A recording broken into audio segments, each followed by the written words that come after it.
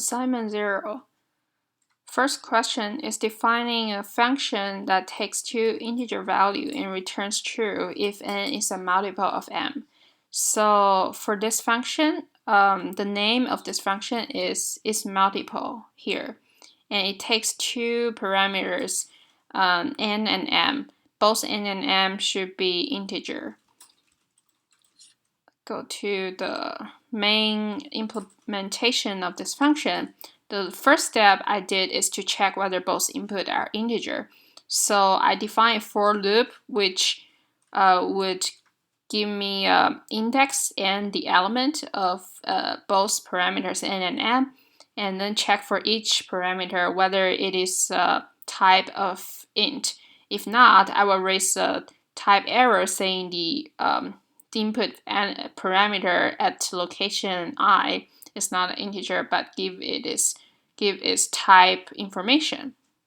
The second step is that, so the way I want to achieve this is that I get the remainder of n divided m. If that equals to 0, then I return true, otherwise false. Because 0 cannot be the denominator, so here I have to handle the special case first. If m equals 0, meaning the denominator is 0, then I check if the numerator is 0. If that is 0, then return true, because then 0 can be multiple of 0. And step 3 is what I just described. For this function, I did a docstring to check how it performs. Here is the details of various cases that I checked and how it is handling the errors, such as input a float number, input a string, input a string. So I will show in the end of this video to show you how the doc test performs. The second question is to form a string that is giving the input of characters of CATDOG, and use that exactly once for each one. The function of this one I define is called form string, and it takes the input of one input, which is called character iter.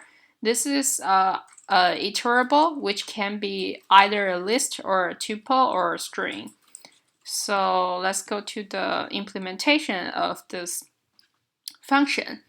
The first step is to check if it is a valid iterable. For that, I define a function called isValidIter and take the input of this character iterable, and it will return true if it is a valid iterable. Otherwise, it will raise the error giving information of why it is not valid. For validity, this is what I assume here. You can check the details. And the next step, if it is a valid iterable, then I want to make sure that there are no duplicate characters. So for that, I use the set of this iterable and then convert it to the list again. Step 3 is the main part of how this is gonna generate all the combinations, is to write the recursive function to generate the output. First, I write the exit condition, which is if the length of this iterable become 1, then it will return this iterable directly. Otherwise, I created an empty list to store the output, and for each element in this iterable, I created a sublist which only takes out the element, and I put this sublist into this function again. So this will return all the possible combinations of this sublist. And then I add the element here to each element of this sublist. And therefore, it gives me all the possible combinations of the slice that have this element at the first, and then all the possible combinations at the rest. And next is I added this result into the result list. So by using this for loop, I get all the possible combinations of how many combinations this can generate it. And last, I return this result list. Go through a little bit more on how I define this if it's valid iterable is here. So name of this is valid iterable, and input iter is the union of list tuple and string. So for each, so first I would check whether this input iterable is among those three types. If not, it will raise a type error saying the input is not the iterable data type that can be used in this function. Second check is to see whether this is an empty iterable. If it is, then raise a value error saying it is empty. The third one is to check whether each element of this iterable is a string. Also, it's a single lowercase character.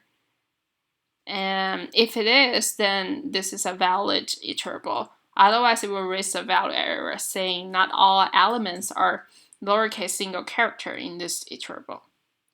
So I also defined the docstring to test this function, giving all the possible input and some kind of common errors that it can possibly capture.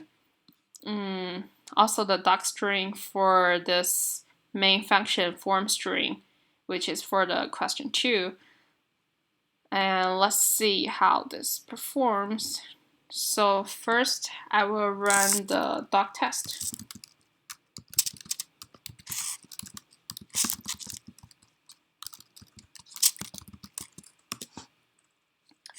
So we can see that 10 tests in this, 9, 8 tests in this, and 27 tests all passed and 0 failed.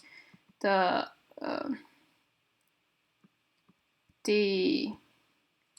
details of doc test can be seen here.